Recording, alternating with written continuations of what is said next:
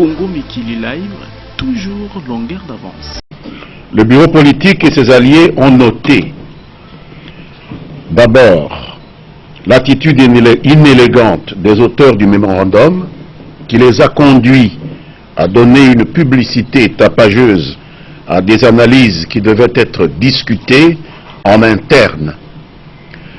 Il en est de même de la volonté délibérée de surenchérir sur des peurs irrationnelles entretenues depuis un certain temps par une certaine opposition. Un véritable paradoxe de la part des auteurs qui se déclaraient pourtant sociétaires de la majorité présidentielle. À l'évidence, les auteurs du mémorandum ont pris fait et cause pour l'opposition. Nul n'ignore en effet que l'agenda électoral chahuté n'est pas l'œuvre de la majorité, comme ils le prétendent, et que les contraintes auxquelles ils font allusion avaient été exprimées en leur temps, aussi bien par le gouvernement que par la majorité présidentielle, en vain face à une opposition intraitable.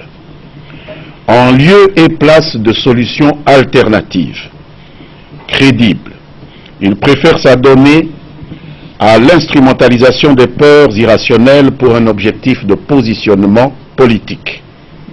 Alors que le respect de la Constitution a toujours été une constante dans les déclarations et les actes du président de la République, le mémorandum fait croire le contraire, exposant gratuitement notre autorité morale à la vindicte publique. Les félicitations adressées par l'opposition aux signataires du mémorandum en font foi. Les auteurs du mémorandum affaiblissent les institutions de la République en s'en prenant véhémentement au Parlement, où la majorité présidentielle est majoritaire, pour avoir adopté une loi en matière de répartition des sièges pour les élections locales et municipales, et à la Cour constitutionnelle pour avoir pris un arrêt ordonnant au gouvernement d'adopter des mesures exceptionnelles susceptibles de mettre un terme à l'anarchie dans la gestion des nouvelles provinces, comme s'il fallait une autorisation particulière pour que ces institutions publiques exercent leurs attributions constitutionnelles. Il apparaît clairement que les auteurs du mémorandum se sont auto-exclus de la majorité présidentielle. Ils l'ont du reste manifesté en quittant eux-mêmes la séance du bureau politique à laquelle ils prenaient part avant la fin de celle-ci.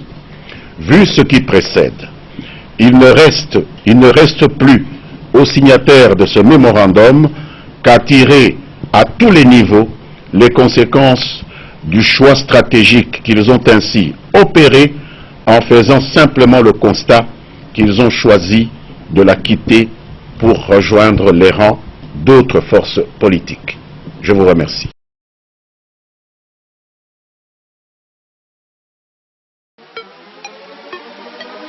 Congo Mikili Live, toujours longueur d'avance.